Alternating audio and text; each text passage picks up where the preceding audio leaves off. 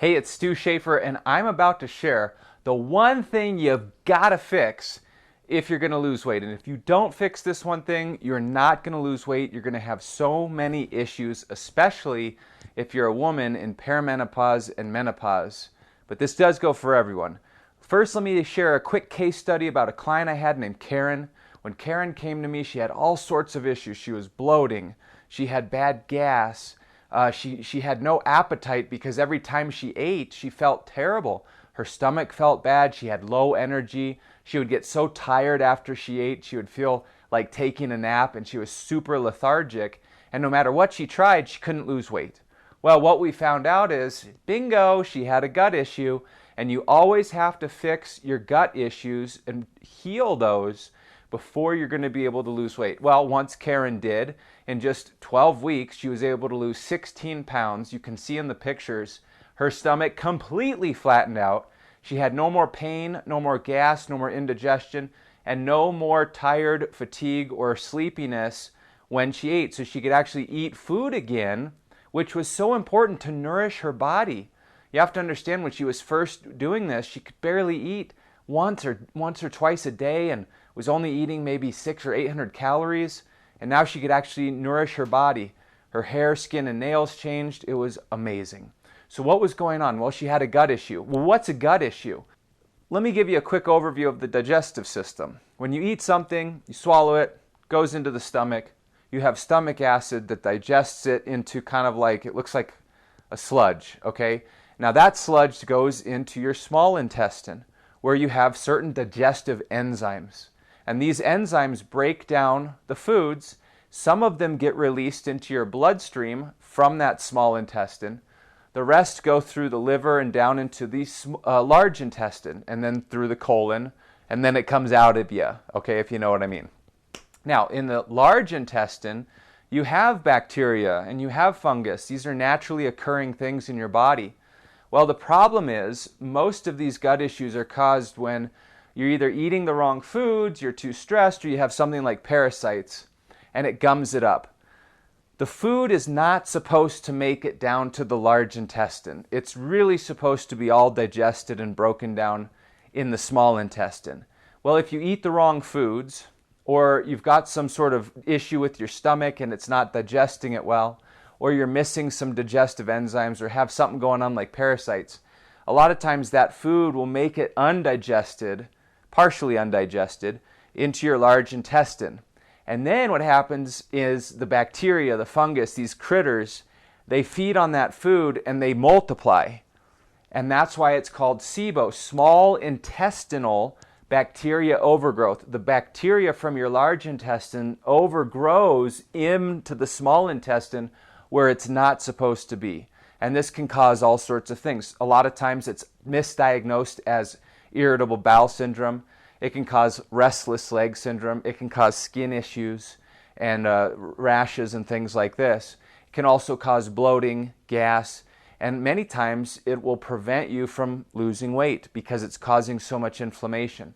It's wreaking havoc in your body. Candida is similar, except this is a fungus instead of a bacteria. Now, leaky gut is different. Leaky gut is when you put food in the stomach. Now, remember, it's supposed to digest partially in the stomach and then the rest of the way in the small intestine, and then it gets released into the bloodstream. Leaky gut is when it's going into the bloodstream through the stomach before it's completely broken down.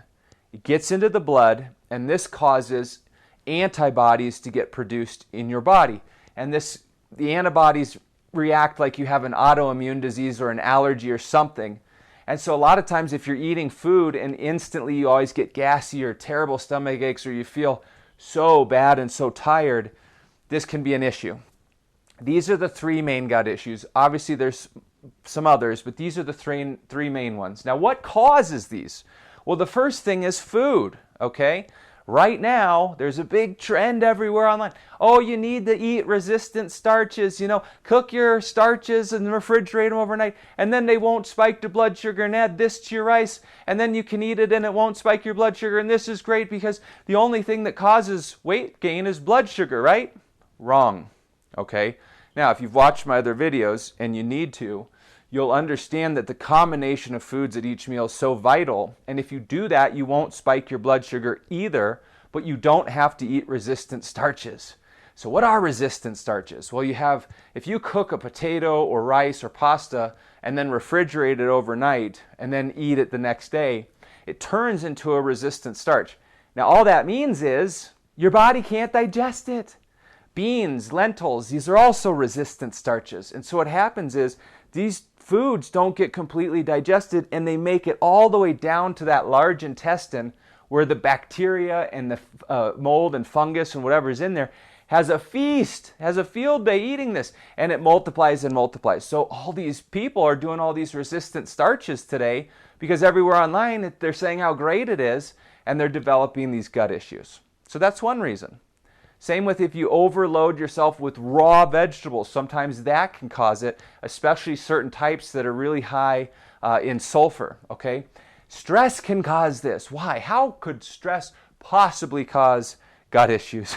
Two ways, okay? Number one, when you're stressed and your cortisol and adrenaline go up, this releases two hormones called epinephrine and norepinephrine, and these redirect your blood flow away from your organs, including your stomach, and then it directs the blood flow to your muscles and your brain. So all this lack of blood in the stomach really slows down or inhibits your digestion, and now you're not digesting food fully. So that's one way stress can do it. Now, how does that happen? Well, emotional stress, too much exercise. If you're doing low carb diets, if you're not eating enough, you're starving yourself, or doing things like fasting, that causes your cortisol to go up. So all these ladies who are doing these low carb and not eating and fasting, they're cranking their cortisol up so high that blood flow is not getting to the stomach and the gut, and this can cause a lot of digestive issues, which will lead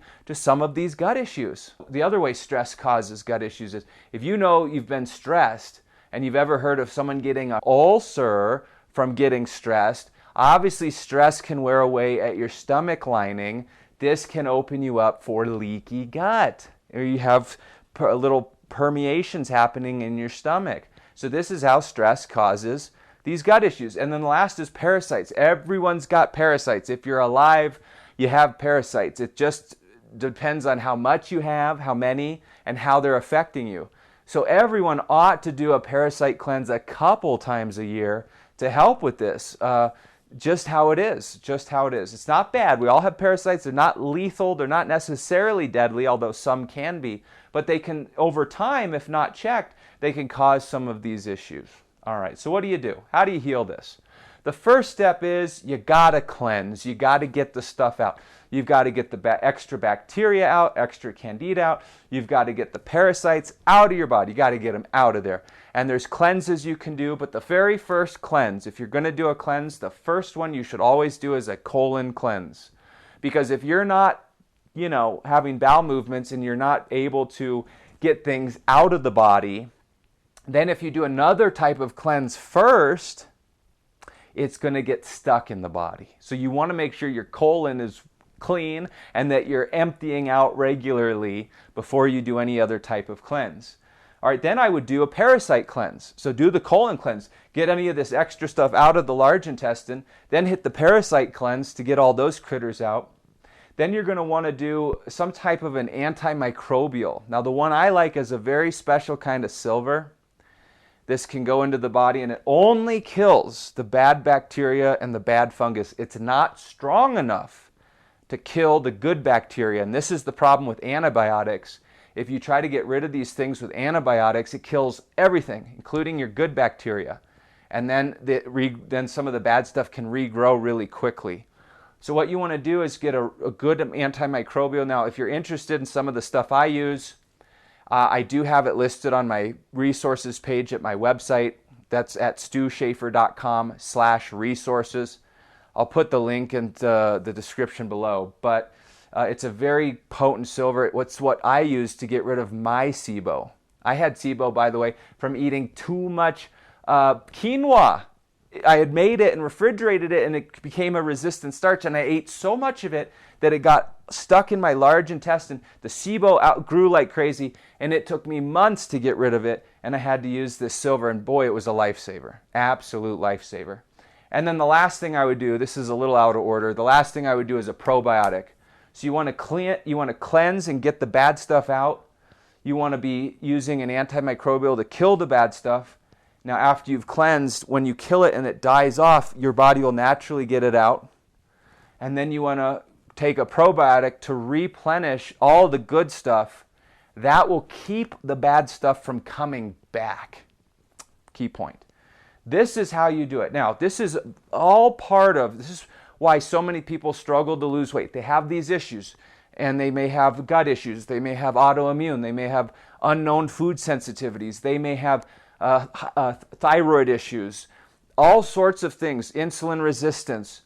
And if you're just focused on one thing, or calories or macros, and you're doing these diets and nothing's working, it's because you're not getting to some of the root causes of these things.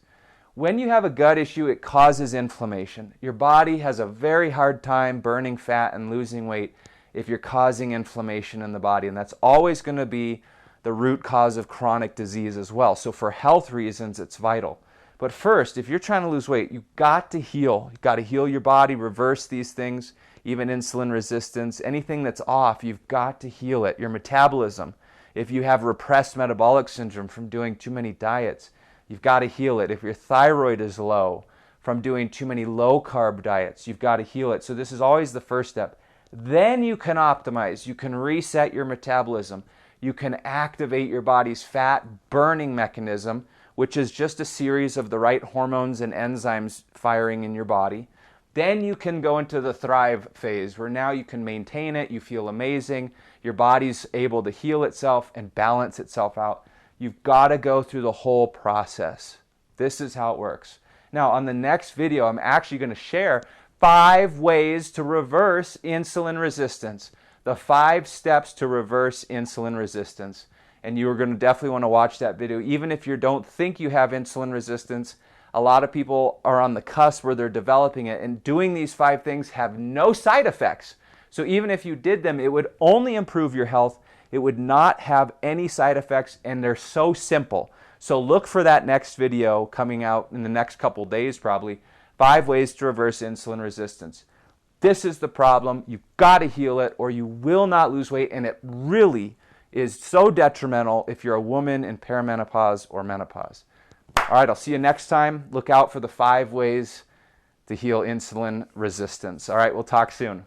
Take care.